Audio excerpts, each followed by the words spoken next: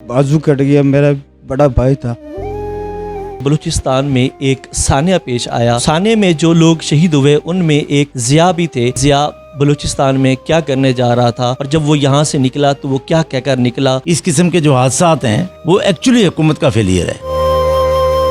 इस वक्त हमारे साथ जिया भाई के वालिद मौजूद हैं, तो हम इनसे इंसानियत के बारे में जानते हैं। सर, सबसे पहले तो बड़ा अफसोस हुआ जिया का। बस जी अल्लाह का हुक्म। तो जिया क्वेटा करने क्या जा रहा? बस उसका कज़न जा रहा था, उसने कहा आ जाओ तो तुम भी शहर सैर कर आए हो, मैं जा रहा हूँ।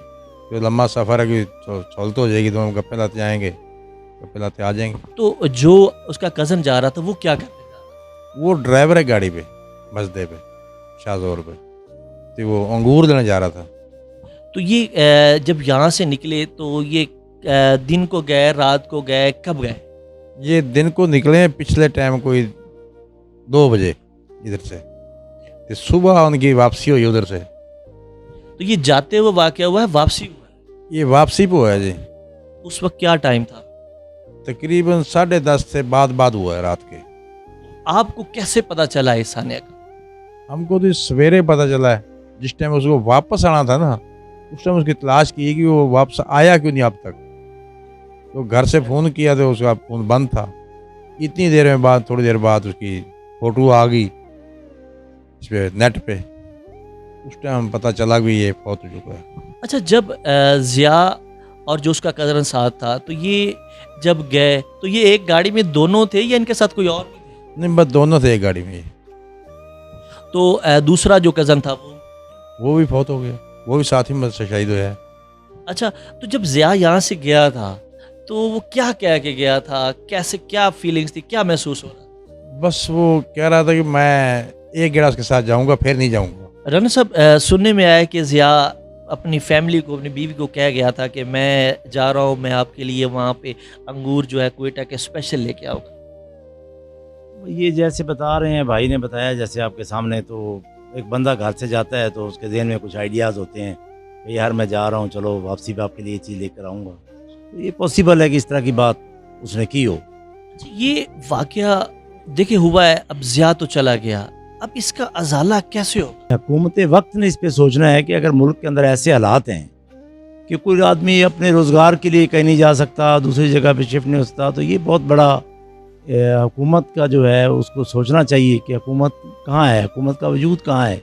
रना साहब, हुकूमत ने कोई कॉन्टेक्ट किया आप लोगों से?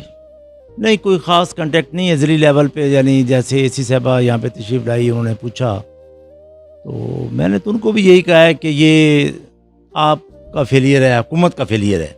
इस किस्म के जो हादसात हैं वो एक्चुअली हुकूमत का फेलियर है।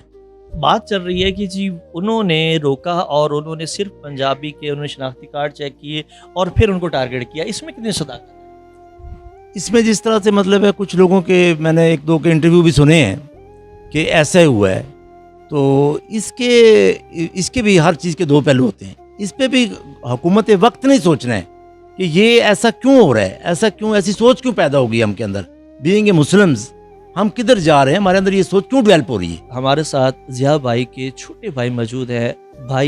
भाइयों की बाजू होते हैं, तो भाई से इनसे पूछते हैं, बड़ा अफसोस हुआ आपके भाई को? जी भाई, जैसे कि हमारा भाई हमारे से जुदा हुआ, क्या मानते ऐसे जैसे क़यामत आ गई हमारे ऊपर।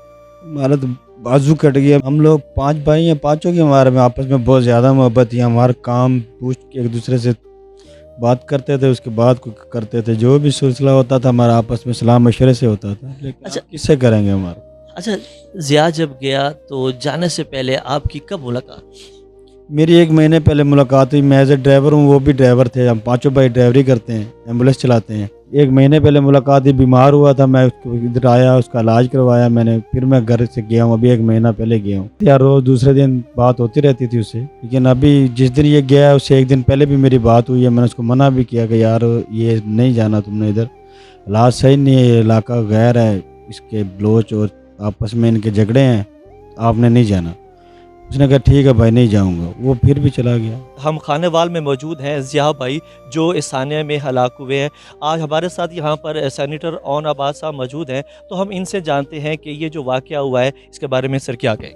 अस्सलाम वालेकुम जी। मैं अपने MP फैसल नियाज़ साहब और हमारे शहबाज सियाल साहब इनके साथ यहाँ पे आया।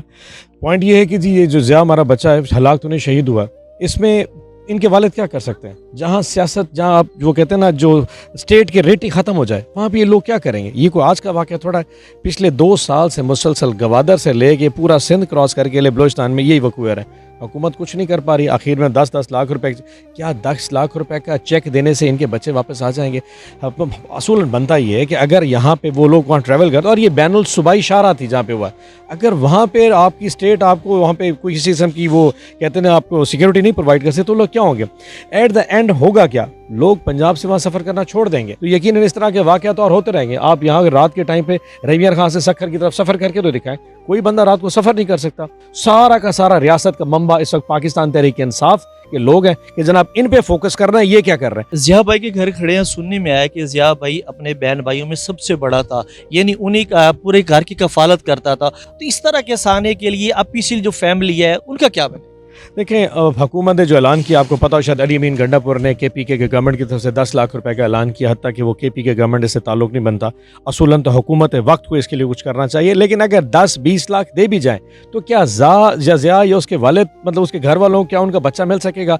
सो कोई भी दुनिया की कीमत इस काबिल नहीं है किसी भी शख्स की उसकी कीमत उसके घर वाल लुटाई जा सके। हाँ, आप ये दे सकते हैं कि कम से कम अगले 2, 4, 6 महीने, साल में, आने वाले दिनों में ज़िया जैसे बच्चे और ना शहीद हो सके। इसका कम से कम इत्तफाक कर लें कि कम से कम दोबारा इस तरह के वाक़े ना हो।